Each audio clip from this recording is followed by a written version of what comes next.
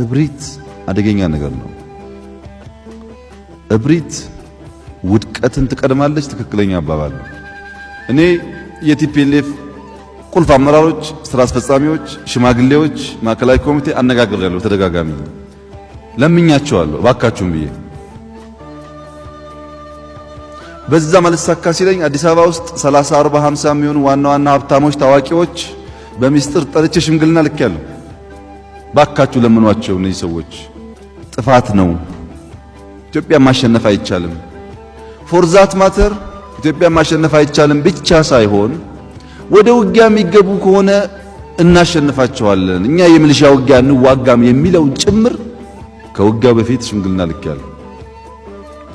ግን የሄደ ሰው ሁሉ እዛ ደርሶ ሲመለስ ያዝንልኛል። በቃ እዛ ያለው የማይነካ የማይደፈር እንደፈለገ ማድረግ የሚችል እዚህ ያለው ደግሞ ምንም ማድረግ የማይችል አልጎ ስለሚያስብ እንደው ጥንቃቄ ብታረግ እንደው ብታስብበት የሚል እንጂ በዚያ ሳይድ ጥፋት ሊመጣ ይችላል የሚያስብ አልነበረም። ግን ቲፒኤልኤፍ ላይ ብቻ አይደለም፣ አሁን ያለን ፖለቲከኞችም ከእብሪት መጠበቅ አለብን። ለማንም የሚሰራ ፕሪንሲፕል ስለሆነ ቲፒኤልኤፍ ዝግጅቱ በሙሉ ውጊያ ነው፣ ዝግጅቱ በሙሉ ሰልፍ ነው፣ ዝግጅቱ በሙሉ መሳሪያ ነው፣ ዝግጅቱ በሙሉ ሽርጥ ነው። እንደምታውቁት ተው ቢባል ቢለመን በእጃላሉ።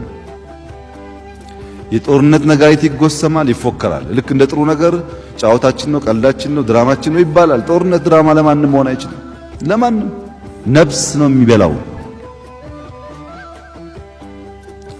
የአንድ ሰው እናትና አባት ያለው የሆነ ሰው በዚያ ጉዳይ ውስጥ የተሳተፈ ቢሆንም በሱ መሞት በሱ መቁሰል ምክንያት ብዙ ቤተሰብ ለክፋት ለችግር የሚጥል ነው፣ ለሐዘን የሚጥል ነው። ጠቃሚ ነገር አይደለም። በዚህ ምክንያት ነበር ጦርነት እንዳይኖር ከፍተኛ ልመናና እናንተም እንደው ይሄ መንግስት ልምምጣ በዛ እርምጃ አይወስድም እንዴ ምናምን ብላችሁ ስትቆጡ የነበረው ማለት ነው። እርምጃ መውሰድ ይቻላል፣ ግን ሰው ነው የምንገለው፣ ሀብት ነው የምናወድመው። በዚህ ግጭት ምን ያክል ውድቀት እንደደረሰብን እኛ እናውቃለን።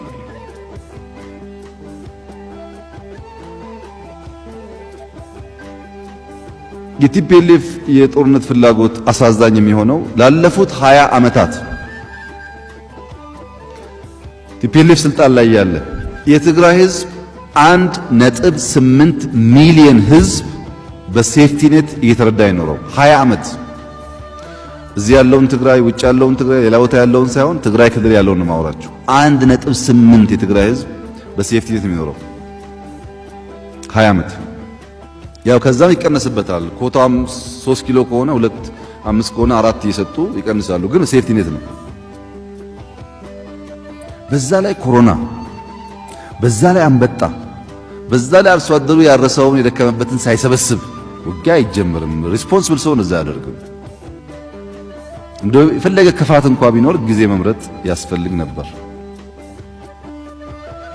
ዘሆል የክልሉ አመራር ጦር ሰባቂ፣ ግጭት ጨማቂ፣ የጦርነት ተንታኝ፣ ጦርነቱን ደግሞ እንደው በአካባቢው ብቻ አይደለም ሰፋ ያደረገ እንትና ከፈለገ 10 ጊዜ ይምጣ እንትና 5 ጊዜ ይምጣ ብቻ ሳይሆን እኛ ከተነካን ሆርን ኦፍ አፍሪካ ትታመሳለች ትጠፋለች የሚለውን እነሱ አምነው ፈረንጅ አሳምነዋል።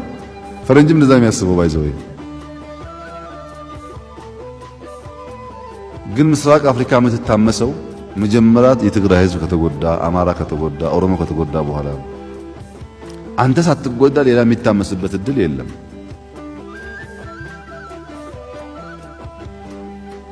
ይሄ በዚያ በቃ እንዴ?